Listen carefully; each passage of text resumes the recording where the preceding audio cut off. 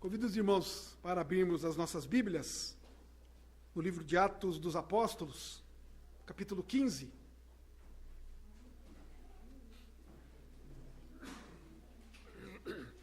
Vamos fazer a leitura a partir do verso 36 até o capítulo 16, verso 10.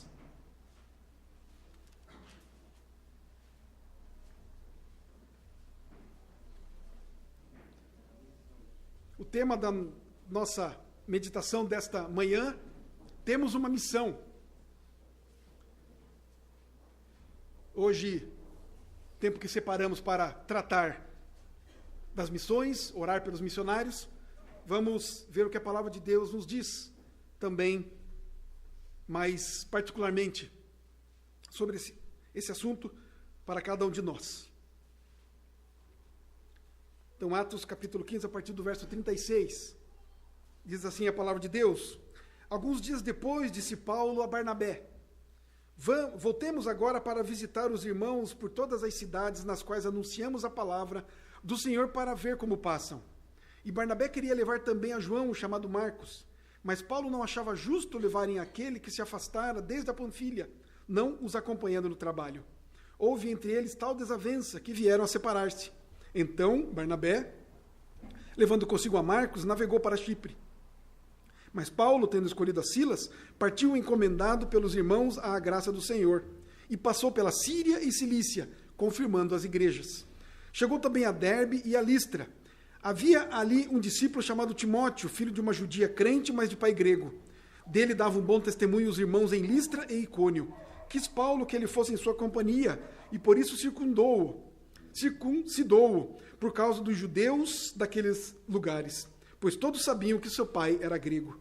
Ao passar pelas cidades, entregavam aos irmãos para que as observassem as decisões tomadas pelos apóstolos e presbíteros de Jerusalém. Assim, as igrejas eram fortalecidas na fé e dia a dia aumentavam em número. E percorrendo a região frígio-gálata, tendo sido impedidos pelo Espírito Santo de pregar a palavra na Ásia, defrontando Mísia, tentavam ir para Bitínia, mas o Espírito de Jesus não o permitiu. E tendo contornado Mísia, desceram a Troade. À noite sobreveio a Paulo uma visão, na qual um varão macedônio estava em pé e lhe rogava, dizendo: Passa à Macedônia e ajuda-nos.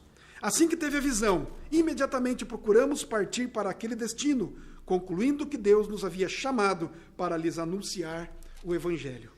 Querido Deus, uma vez mais oramos, pedindo a Tua graça, pedindo a Deus a iluminação do Teu Santo Espírito, para que possamos, Pai, além de compreendermos a Tua palavra lida e que será explanada aqui, também, ó Deus, possamos praticá-la, cumprindo assim a Tua vontade, obedecendo ao Senhor. Nos ajude nisso, portanto, ó Deus, é assim que oramos, em nome de Jesus. Amém. Nós temos uma missão. Como temos visto durante este culto, nos textos que lemos, o último que lemos lá em 1 Pedro, dizemos, ou a palavra de Deus nos diz, que nós somos um povo separado por Deus. Uma nação santa, portanto. Somos um povo de propriedade exclusiva de Deus, e tem com isso um objetivo, a fim de proclamarmos as virtudes daquele que nos chamou das trevas para a sua maravilhosa luz. Nós temos, portanto, uma missão dada pelo próprio Deus. Diz-nos a palavra de Deus também que essa missão não foi dada aos anjos, mas foi dada a nós, igreja, povo de Deus. Nós vamos ver nesse texto e algumas perguntas nós talvez possamos responder, se não, pelo menos, avaliar, pensar a respeito disso. Nós temos alguma estratégia para apresentar o Evangelho, para cumprirmos essa missão? Quando pensamos em falar a respeito do Evangelho do Senhor Jesus Cristo, como nós pensamos fazer isso? Temos uma estratégia? Como que nós vemos a evangelização? Como que nós vemos a edificação daqueles a quem evangelizamos? Você e eu, será que nós já tivemos a experiência de evangelizarmos uma outra cultura? Pessoas diferentes de nós? Pessoas com condição social diferente da nossa, condição econômica, até mesmo religiosa. Nós já tivemos a oportunidade de evangelizar católicos, espíritas, adeptos das religiões orientais, afros.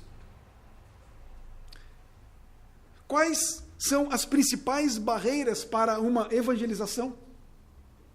Essas perguntas nós precisamos responder, pois temos uma missão, temos uma ordem do próprio Cristo.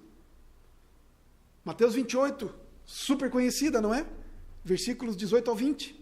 Ide por todo mundo, ide, portanto, todo mundo e pregai o Evangelho a toda criatura. Essa missão nos foi dada pelo próprio Senhor Jesus Cristo para cada um de nós. Mas lembro também e enfatizo que esta missão ela não pode ser de maneira nenhuma algo que nos reprima ou que nos oprima. Essa missão ela deve ser feita com alegria, com disposição, e não por obrigação simplesmente. Deve haver alegria e amor no nosso coração para que desenvolvamos essa missão. A missão que temos de levar a salvação, levar o evangelho da salvação às pessoas. O texto que acabamos de ler é mais um dos relatos aqui no livro de Atos que nos mostram a obediência ao mandamento do Senhor Jesus lá em Mateus, capítulo 28. Ao ide de Cristo. É mais um dos relatos históricos. Nós sabemos, queridos, que a primeira e primordial missão da igreja do nosso Senhor Jesus Cristo é adorá-lo em espírito e em verdade.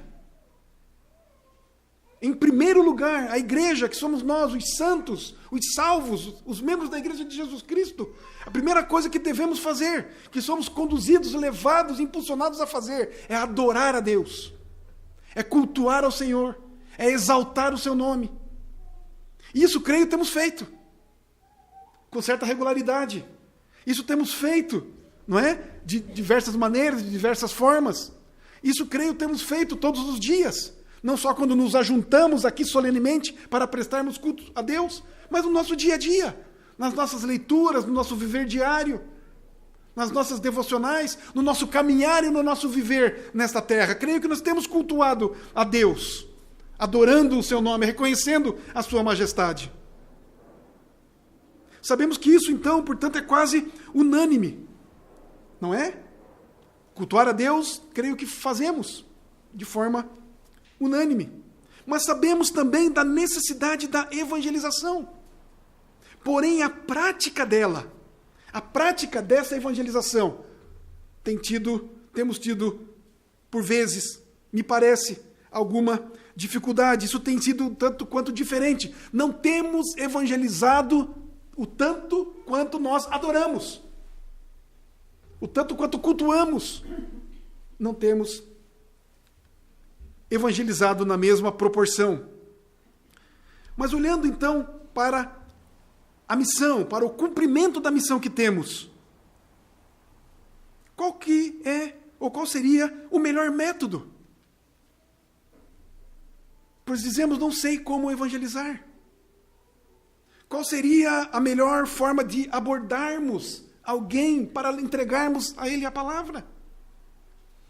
Devemos ou não utilizar livros, panfletos? Devemos ou não organizar cruzadas evangelísticas? Devemos ou não participar de treinamentos, seminários, conferências, fazermos cursos? De que maneira devemos nos edificar? Como devemos aprender a fazer isso? Qual o método? Qual a melhor maneira de nós evangelizarmos? Vamos a uma livraria e vamos procurar lá, na área de missões e de evangelização, há dezenas, centenas de livros ensinando-nos como evangelizar. Métodos e mais métodos. Formas e mais formas. O pastor norte-americano John Piper, ele disse o seguinte: use métodos. mas não confie neles. Em que sentido? Podemos usar diversos métodos. Não existe um método específico. Ele diz, não confie nos métodos. Confie no Cristo, no Espírito Santo de Deus, que usa os métodos. Quais forem. Portanto, queridos, independentemente do método a ser utilizado, nós temos uma missão e devemos praticá-la. Devemos buscar cumprir essa missão, obedecer essa missão. E nós veremos hoje, então, nesse texto que nós separamos para o estudo desta manhã, nós vamos ver algumas exigências básicas para esse exercício, para o cumprimento desta missão. Para o exercício, portanto, da missão bíblica. Atos 15, versículo 36. Alguns dias depois, disse Paulo a Barnabé, voltemos agora para visitar os irmãos por todas as cidades nas quais anunciamos a palavra do Senhor, para ver como passam.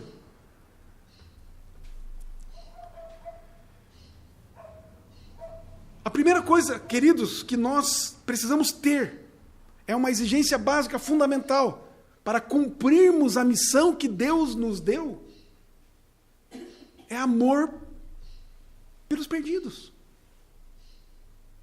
Nós precisamos amar aqueles que não conhecem a Deus, que, portanto, estão perdidos.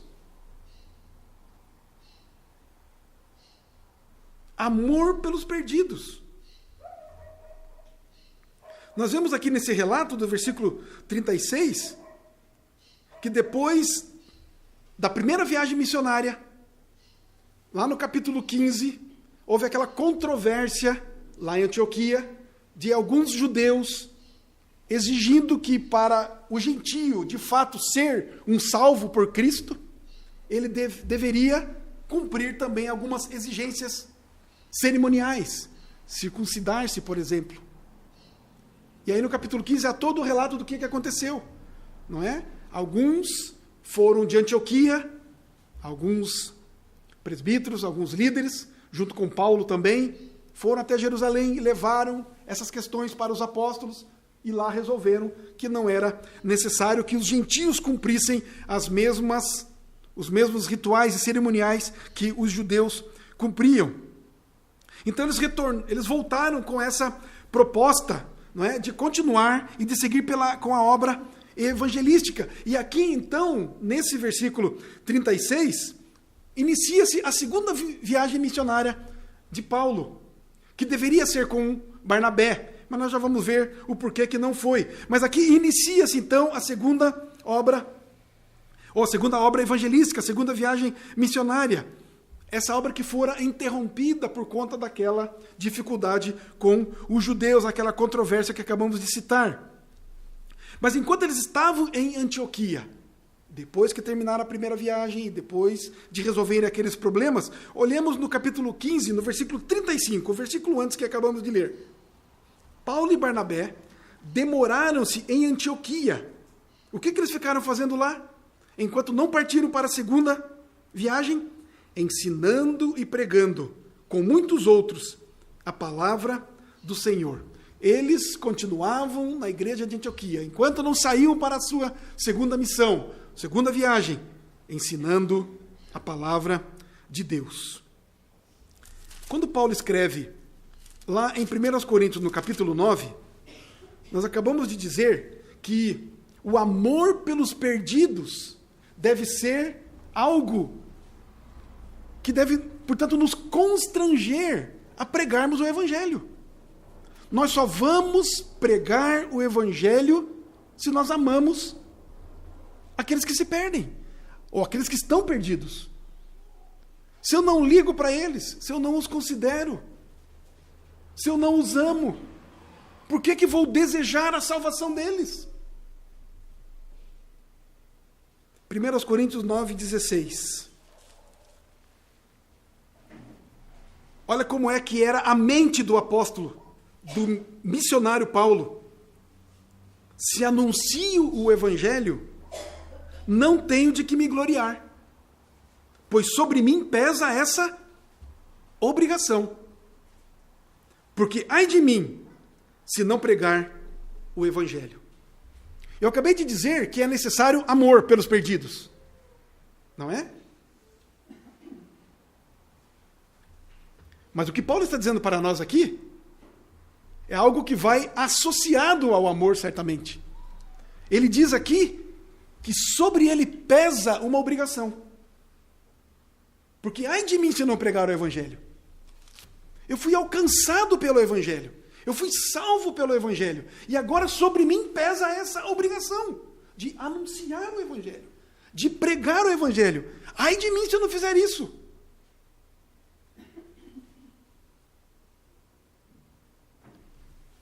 Paulo resolveu, porque compreendeu que ele deve de fato obedecer.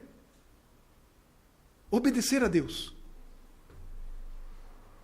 Portanto, queridos, antes de amor aos perdidos,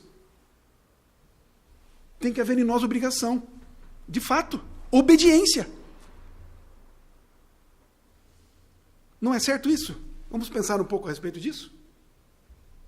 Porque se eu espero, por um lado, amar alguém, para daí então, a partir disso, falar do evangelho para ele, pode ser que eu não venha amar esse alguém. A Bíblia vai nos dizer que nós devemos amar até os nossos inimigos. E é certo que para amarmos alguém, o amor de Deus tem que ser derramado no nosso coração em favor desse alguém. Como vamos amar alguém que nos ofende, que é nosso inimigo, se não é o próprio amor de Deus que nos derrama e nos dá essa possibilidade? Mas isso pode, por vezes, demorar a acontecer. Eu posso resistir a isso,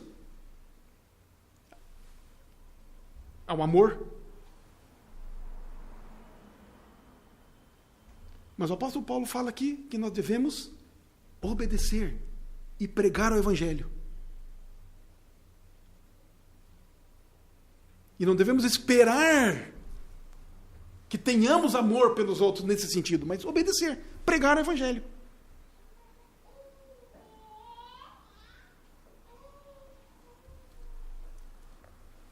Se anuncio o evangelho, não tenho do que me gloriar, pois sobre mim pesa essa obrigação, porque ai de mim se não pregar o evangelho. Obediência. Obedecer ao Senhor. Vão e pregam o evangelho a toda criatura, sem distinção, sem escolher a quem pregar. Preguemos o evangelho. Peçamos ao Senhor, não é? Que nos dê amor, sem dúvida alguma, pelos perdidos. Mas que Deus nos ajude, nos dê forças, nos dê graça para obedecermos ao seu mandato. Nos dê graça para irmos atrás dos perdidos. No versículo 36 ainda, voltando lá em Atos capítulo 15, Lucas, o escritor, diz que a ideia aqui deles era a seguinte: voltemos agora para visitar os irmãos por todas as cidades nas quais anunciamos a palavra do Senhor, para ver como passam. Visitar aos irmãos para ver como é que eles estão indo.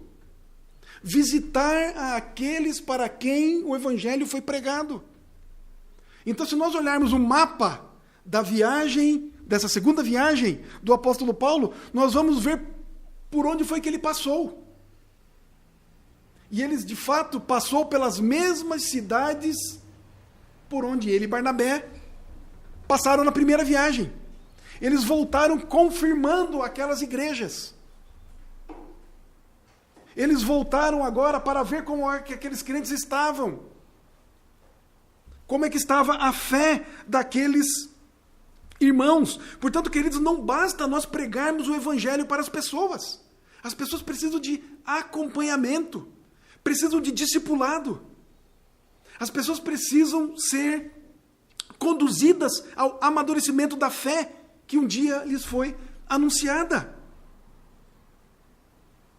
Visitar aos irmãos era, pois, uma prioridade para Paulo. Fazer discípulos de Cristo, levá-los à obediência a Cristo. Acompanhamento. Com isso não quero dizer que não seja efetivo, mesmo porque é mais um método, e como acabamos de ver, os métodos são todos aí, vamos dizer, sendo bíblicos, né? Sendo honestos, podem ser utilizados. Não há problema algum em entregarmos um folheto para alguém que encontramos na rua. Mas vemos aqui nesse texto o apóstolo dizendo: nós fomos a várias cidades, pregamos o evangelho, muitos se voltaram a Cristo, agora eu quero voltar lá e ver como é que essas pessoas estão, conversar com elas, ensiná-las mais algumas outras coisas a respeito da fé, ver quais são as suas dificuldades, instruí-las, fortalecê-las na fé, acompanhá-las. Não apenas entregamos um folheto, não apenas falamos e nunca mais conversamos com essa pessoa. Nunca mais temos um contato.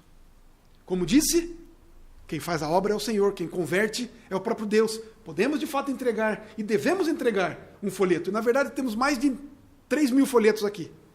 Cartões com versículos bíblicos. Não é? De graça, você não precisa comprar. Você pode ter de diversos versículos diferentes. Você pode, de fato, entregar para alguém. Pode entregar até para um desconhecido. Pode entregar até para quem você não vai ver, talvez nunca mais. Mas o que Paulo está mostrando aqui para nós, nesse texto, nessa etapa, é que ele gostaria de voltar lá, para ver como é que aquelas pessoas estavam. Queria levar, de fato, aquelas pessoas a obedecerem a Cristo e ver se elas estavam de fato ainda no caminho. O que motivava a Paulo a fazer isso, a voltar lá? Ele tinha amor por aqueles novos filhos na fé. Várias vezes ele vai falar a respeito disso. Lá na sua carta aos Filipenses, no versículo 8 do capítulo 1, ele fala como se fosse um pai aos seus filhos. Tem gente que não tem filho físico, não é? Mas tem os filhos na fé, aqueles a quem pregaram o evangelho, cuidaram, não é? E viram aqueles filhos crescerem e amadurecerem na fé. Levar, portanto, os outros à maturidade na fé. E é isso que vai proteger o povo, aquele novo convertido, de não se perder, de não ser enganado, mas que vai, de fato, desfrutar de uma vida com Deus, alegre e pujante. Efésios capítulo 4, os versos 12 e 13, nos dizem assim: com vistas ao aperfeiçoamento dos santos, para o desempenho do seu serviço, para a edificação do corpo de Cristo, até que todos cheguemos à unidade da fé e do pleno conhecimento do Filho de Deus, à perfeita varonilidade, à medida da estatura da plenitude de Cristo. Esta era a intenção, a prioridade do apóstolo Paulo, pregar o evangelho e acompanhar aqueles a quem ele pregou o evangelho. Então, algumas das exigências básicas para a missão, para o exercício da missão, para cumprirmos a missão de Deus. Devemos obedecer ao mandato. E vamos obedecer com mais alegria se amarmos os perdidos. Devemos ter prioridade. E a prioridade, logo após a evangelização, o anúncio do evangelho, a proclamação para quem quer que seja, é acompanhar, é discipular. Será que talvez por isso nós não evangelizemos tanto? Será que por isso? Porque isso leva tempo. Isso ocupa o nosso tempo. Se você já teve a oportunidade de pregar o evangelho para alguém, e esse alguém parece que depois se torna dependente de você, não é? Para tudo liga para você. Pergunta para você. Quer se encontrar com você. Quer estar com você. E aí vem perguntas difíceis, por vezes. Não é? Eu não posso. Eu vou evangelizar fulano, ele vai se converter, e aí ele vai ficar me ligando, eu vou ter que ficar me encontrando com ele. Será que às vezes não é por isso? Por medo de nos doarmos, darmos o nosso tempo? Porque precisa de fato de discipulado, precisa de estar junto, precisa de desenvolver, precisa de levar o amadurecimento àqueles que conhecem o Evangelho. Os versos 37 ao 41, voltando lá para Atos. Aqui aconteceu, então, aquela chamada briga, né? Controvérsia, aquela dificuldade entre Paulo e Barnabé. Eles estavam prontos para partir, então, de volta para aquelas cidades. Mas o que aconteceu? Barnabé chama João Marcos. João Marcos aqui é o mesmo Marcos que escreveu o Evangelho de Marcos. Esse João Marcos era parente de Barnabé. Na primeira viagem missionária, Marcos vai com a equipe missionária, com Paulo, com Barnabé e com outros. Mas num determinado ponto da viagem, da missão, João Marcos, pelo entendimento que temos das Escrituras, ele refuga. Ele não aguenta a pressão. Ele desiste da viagem no meio do caminho. Ele larga os irmãos e volta para Jerusalém. Paulo e Barnabé com a sua equipe terminam a viagem. Voltam para Antioquia. Agora vão para a segunda viagem. Barnabé chama Marcos. Paulo fala, Barnabé, aí não dá. Não dá, Barnabé. O Marcos, no meio do caminho, deixou a gente na mão. Não dá para levar. E Barnabé, não, Paulo, vamos levar. Tenha misericórdia dele. Como se fosse uma conversa mais ou menos assim, não é? E Paulo bate o pé. E não leva João Marcos. A tal ponto de os dois missionários, 2 pastores, 2 profetas, que se nós olharmos lá em Atos capítulo 13, eles foram separados por Deus, depois da oração da igreja, lá em Antioquia, na sua primeira viagem missionária. 2 homens de Deus. Teve uma grande e grave desavença entre eles. Não concordaram nesse ponto. Vamos levar Marcos?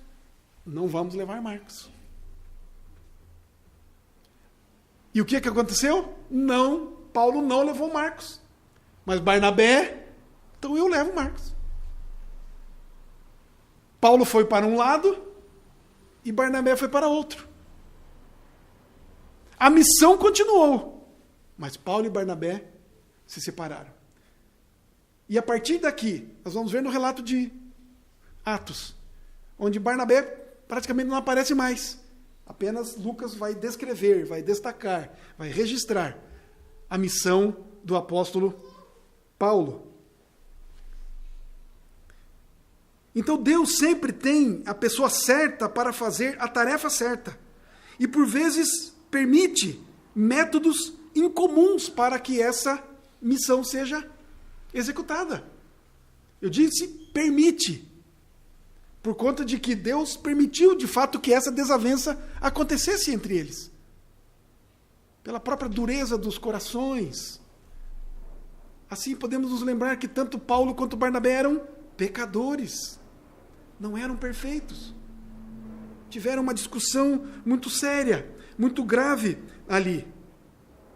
Paulo não tinha confiança, portanto, em Marcos, pois ele era um desertor, deixou o povo pelo caminho. Mas Barnabé, e até o nome do Barnabé significa o quê? Vocês se lembram? O que significa Barnabé? Filho da consolação. Era o significado do nome de Barnabé. E ele então resolve levar a João Marcos, resolve dar uma segunda chance a Marcos. mas eles, enfim, se separaram. Surgem, portanto, duas equipes missionárias, que foram reconhecidas e foram enviadas pela igreja. Quem estava certo aqui? Barnabé ou Paulo? Quem estava certo? A Bíblia não fala. Lucas não registra. Será que Barnabé estava certo em levar a Marcos? Será que Paulo estava certo em dar uma disciplina para Marcos? Será que Paulo estava agindo já como aquela autoridade apostólica? A Bíblia não fala nada a respeito disso. O certo é que Paulo e Barnabé não caminharam mais juntos, não ministraram mais juntos. Paulo foi com Silas e Barnabé foi com Marcos. Isso está registrado, então, nesses versos, do 37 ao 41. Mas não fiquemos desesperados, não é? Não fiquemos assim, com caraminholas na cabeça, desconfiados de alguma coisa. Porque se nós olharmos lá em 1 Coríntios capítulo 9, versículo 6, Paulo reconhecia a Barnabé como um pastor, como um missionário, como um trabalhador, como ele na missão. Como também, lá em 2 Timóteo, no capítulo 4, no versículo 11, Paulo, escrevendo a Timóteo, ele pede para que João Marcos venha, não é? Pois ele é muito útil no ministério. Paulo reconhece a utilidade de Marcos no fim, um tempo depois, no ministério também. Não é? Portanto, houve uma reconciliação entre eles. Mas, seguindo ainda nesses versos 37 ao 41, a viagem no início, essa segunda viagem, ela tinha o mesmo destino, ou seja, eles deveriam voltar pelas mesmas igrejas para confirmar aqueles irmãos, mas eles se separaram. Barnabé foi para a sua região. Olha uma outra estratégia. Não é? Barnabé voltou e caminhou e foi pregar, foi fazer missão na sua região, no lugar onde ele conhecia, no lugar onde ele tinha familiaridade. Portanto, queremos pregar o Evangelho, devemos cumprir a nossa missão, não sabemos por onde começar. Gente, vamos para o lugar mais fácil. Vamos por onde nós temos intimidade. Vamos pelos locais onde temos familiaridade. Não é? Barnabé volta para a sua região. Lugares e pessoas onde ele conhecia. Onde ele tinha fácil trânsito. Lá ele poderia desenvolver com mais facilidade a missão, pregar o Evangelho. Para onde foi Paulo? Paulo saiu de Antioquia e ele subiu e foi para a região da Cilícia. Foi por ali que ele começou. E a região da Cilícia é onde estava a cidade de Tarso. De onde era Paulo? De Tarso. Ele sai de Antioquia, depois de separar-se de Barnabé. E o primeiro lugar para onde ele vai, a região para onde ele vai, é a região aonde ele conhecia.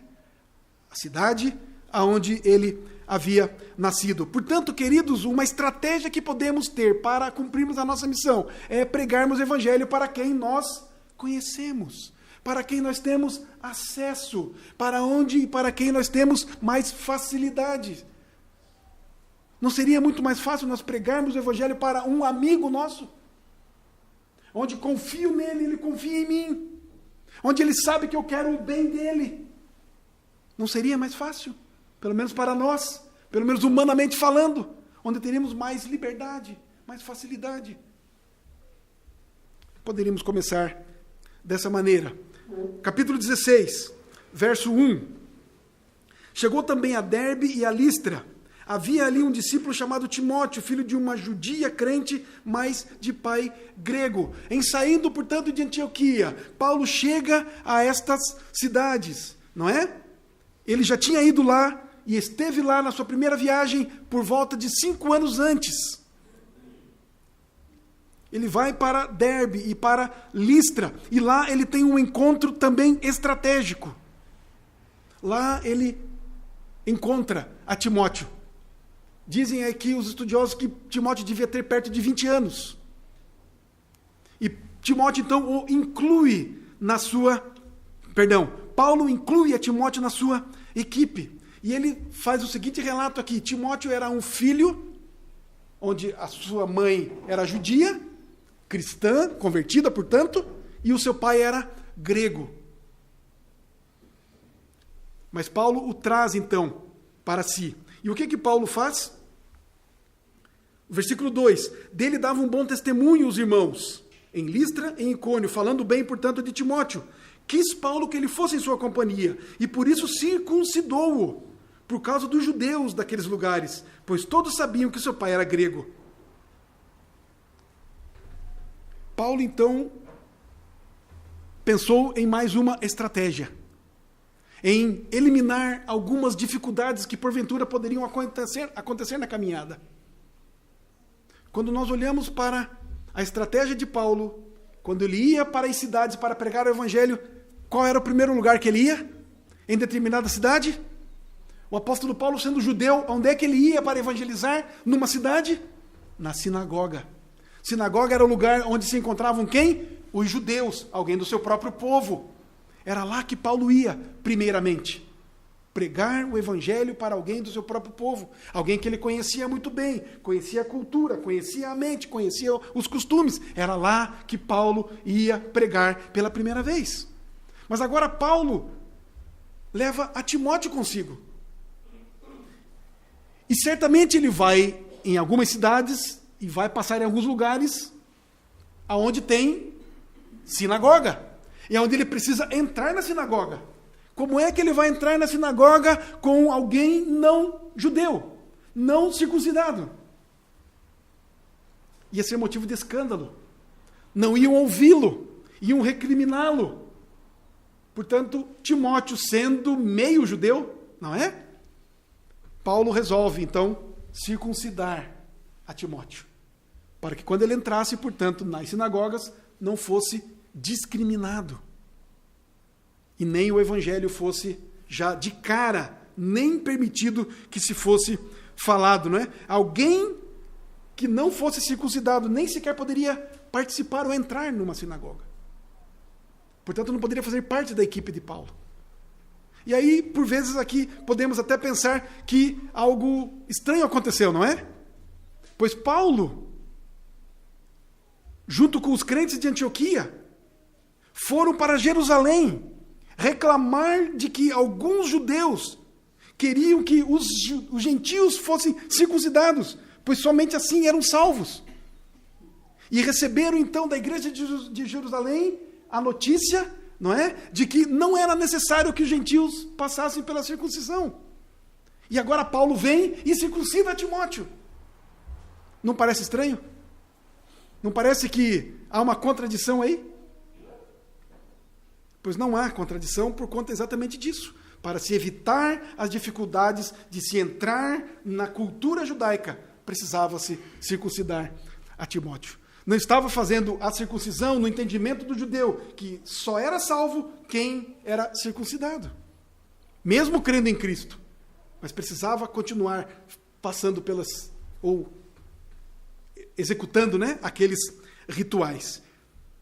Então há momentos, irmãos e irmãs, como o próprio apóstolo Paulo falou, fiz-me judeu para falar, para pregar aos judeus. Fiz-me gentio para falar e pregar aos gentios.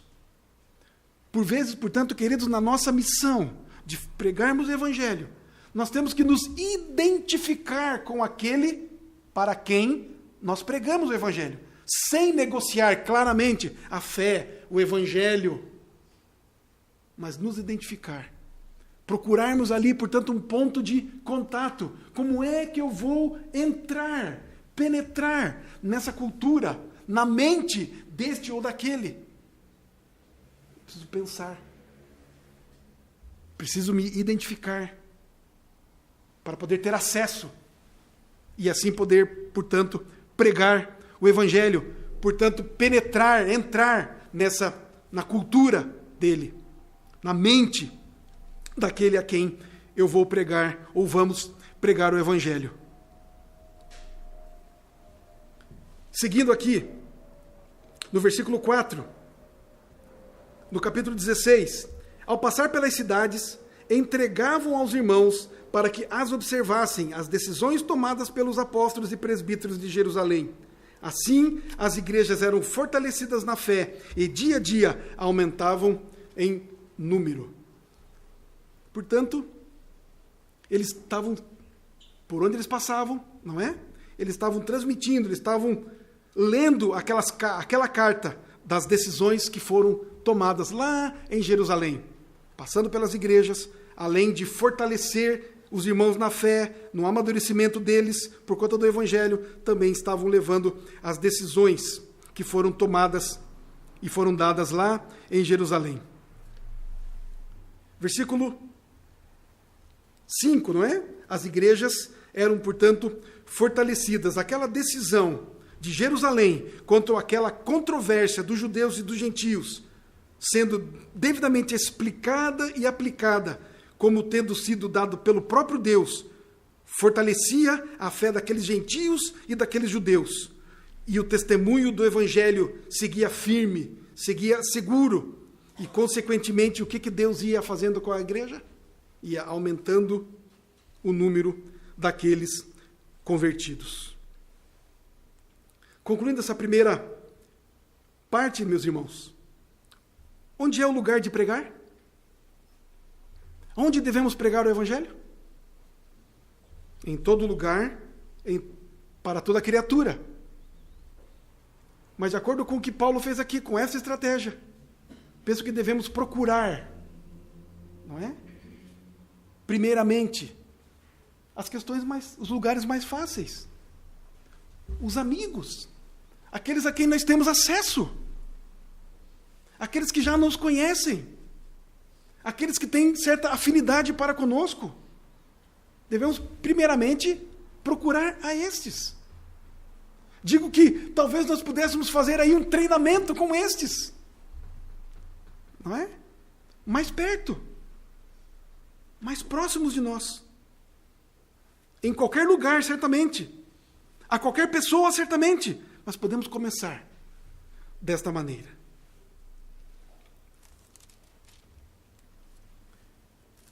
Verso 16.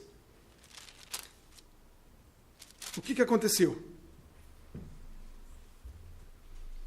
E percorrendo a região frígio-gálata, tendo sido impedidos pelo Espírito Santo de pregar a palavra na Ásia. Olha aí. Nós estamos falando aqui que temos que pregar o evangelho em todo lugar, a toda criatura. Temos essa missão, fomos chamados para isso. Mas aí vem o Espírito Santo de Deus e impede que Paulo e a sua equipe preguem o evangelho na Ásia. Sendo impedidos pelo próprio Espírito Santo de pregar a palavra na Ásia. Paulo teve aqui discernimento de espírito. E, na verdade, nós vamos ver um pouco adiante que ele teve uma visão, não é? Quem é que conduz a obra?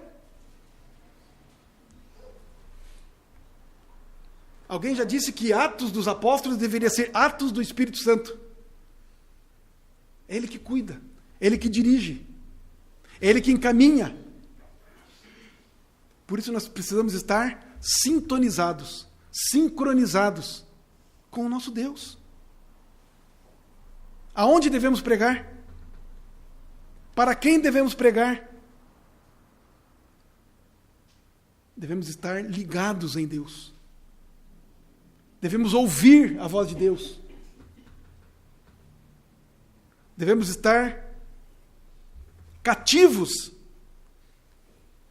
à mente de Deus, à vontade de Deus.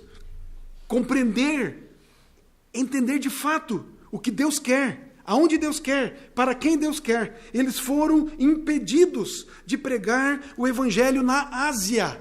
E olha que bênção! por um lado, pois ele pregou o evangelho para o Ocidente. Começou aqui a pregação do evangelho na Europa. E aí nós ouvimos, chegou até nós. Deus impediu que o evangelho fosse pregado para o Oriente, nessa época, nesse tempo, e mandou que fosse pregado para o Ocidente. O primeiro impedimento, portanto, foi esse. Nos versículos 7 a 10 agora, já que foi impedido de pregar a palavra na Ásia, ele segue então na sua viagem. No versículo 7, defrontando Mísia, tentavam ir para Bitínia, mas o Espírito de Jesus não o permitiu. Paulo e sua equipe tinham um planejamento, nós vamos para tal lugar, nós vamos fazer isso, vamos fazer aquilo, vamos para essa região, vamos para a Ásia, mas o Espírito Santo o impediu. O Espírito de Jesus não o permitiu. Versículo 8, e tendo contornado Mísia, desceram a Troade. À noite, sobreveio a Paulo uma visão na qual o varão macedônio estava em pé e lhe rogava, dizendo: passa a Macedônia e ajuda-nos. Assim que teve a missão, imediatamente procuramos partir para aquele destino, concluindo que Deus nos havia chamado para lhes anunciar o Evangelho. Deus vai abrir portas e Deus vai fechar portas. Mas nós devemos estar de prontidão. Devemos estar no caminho. Você obedece? Tem o desejo de obedecer a Deus? Eu e você amamos os perdidos? Amamos aqueles que não têm Cristo? Isso está na nossa mente? Nós identificamos rapidamente alguém que nós conhecemos, que está no nosso convívio, que esse alguém não tem Cristo e que ele necessita de Cristo e que eu estou na frente dele e que aqui está a oportunidade para eu falar do amor de Cristo para ele. Nós temos tido essa consciência. Isso tem nos incomodado.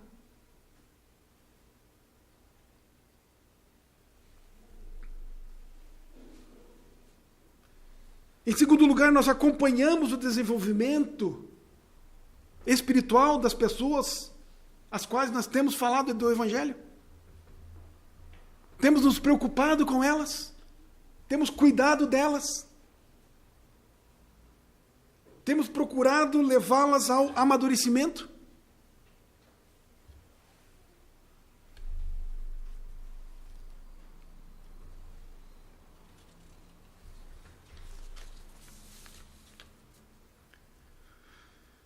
Mais um dos pontos que vimos aqui, nós temos dado chance àqueles que falharam na caminhada junto conosco. Aqueles nossos irmãos e amigos na fé, que falharam, como João Marcos falhou. Nós damos uma segunda chance. Seja imediatamente, como o próprio Barnabé fez, ou como o próprio apóstolo Paulo fez, que no final da sua vida ele manda chamar Marcos e dizendo que Marcos era alguém útil para o ministério.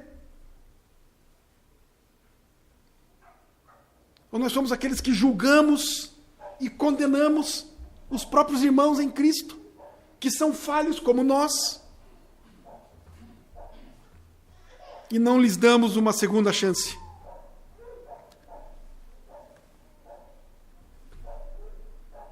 Nós temos alguma estratégia para pregarmos o Evangelho? Nós temos a missão de Deus, de Cristo na nossa mente? Nós vivemos a missão do Evangelho no dia a dia? Tudo que pensamos tem a ver com o Evangelho? Com pregação do Evangelho? Com a salvação do perdido? Pensamos nisso. Temos a ciência de que quando Deus nos põe num lugar, aquele lugar deve ser uma central do Evangelho.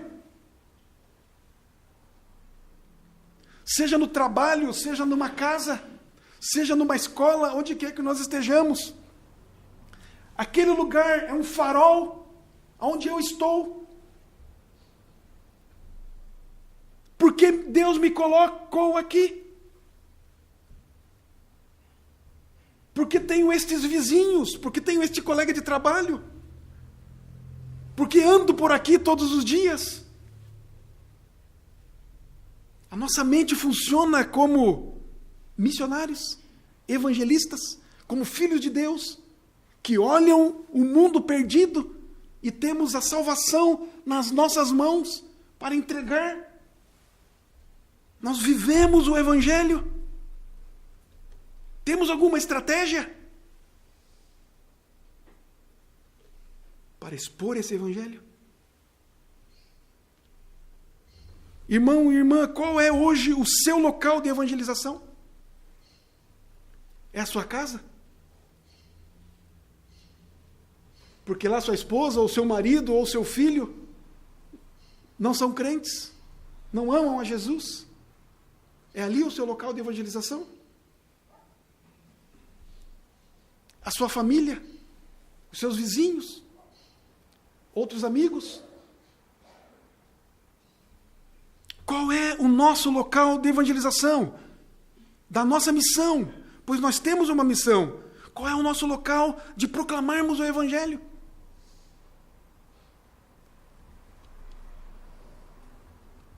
Nós temos? Como que nós chegamos à conclusão de que este é o lugar para evangelizarmos? Estas são as pessoas que Deus colocou na nossa vida para anunciarmos o Evangelho. Por que desenvolvemos amizades com estes ou com aqueles? Por que nos encontramos com as pessoas? Por que vamos almoçar, jantar com elas?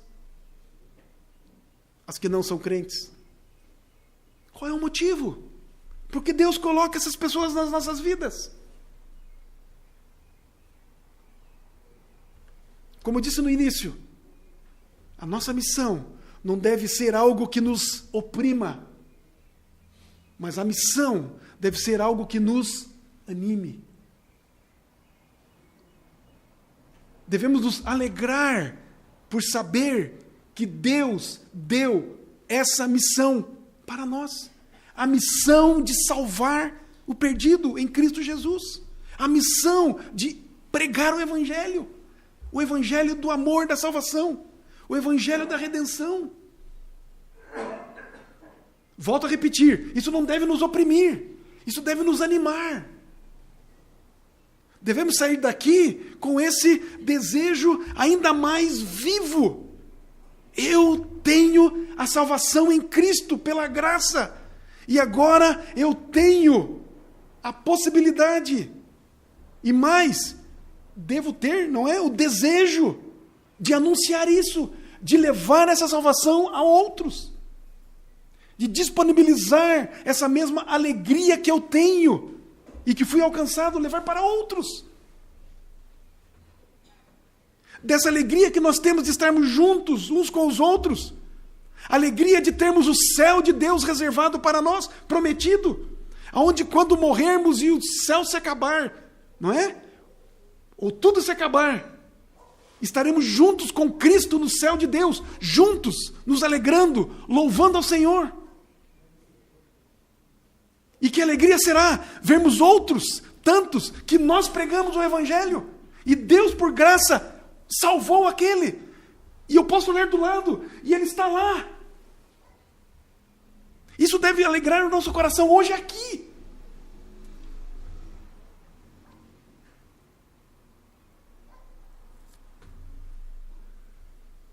Que seja assim comigo e com você.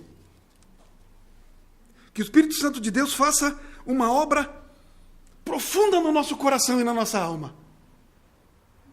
Nos capacitando a obedecer, a amar aquele que está perdido. E eu não posso depender de mais nada.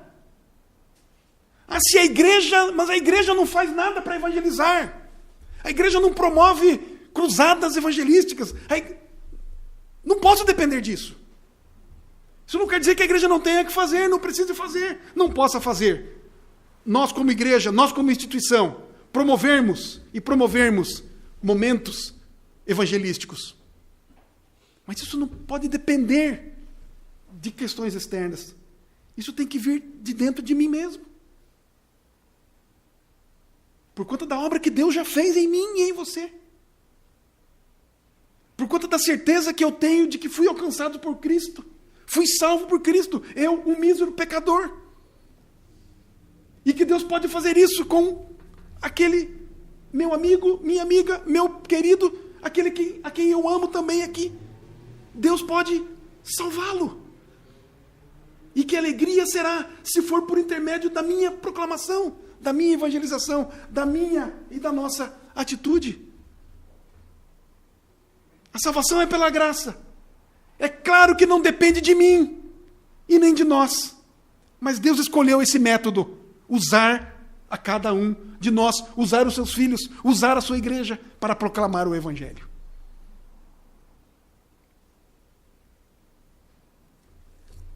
Não só nós devemos fazer isso, como nós somos os únicos que podemos fazer isso. Os anjos não podem fazer. Nós podemos fazer. É privilégio nosso. Devemos olhar a evangelização como um grande privilégio, grande bênção que foi dada para nós. Não há nada melhor que você possa entregar para alguém, que seja a mensagem do Evangelho. Se ele vai ser salvo ou não, depende de Deus. Mas não há nada melhor que nós possamos entregar para alguém. Cultura, dinheiro, amizade, qualquer coisa, bens. Nada melhor do que levarmos a mensagem salvadora do Evangelho do nosso Senhor Jesus Cristo. É assim que devemos fazer. Essa é a nossa missão. Que sejamos constrangidos a isso.